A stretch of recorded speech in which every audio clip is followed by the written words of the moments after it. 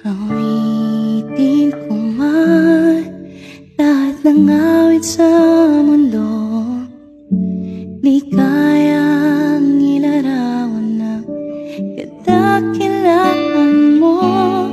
Kulang ang lahat ng tula, kulang maging mga salita upang ihayag ang kabutihan mo.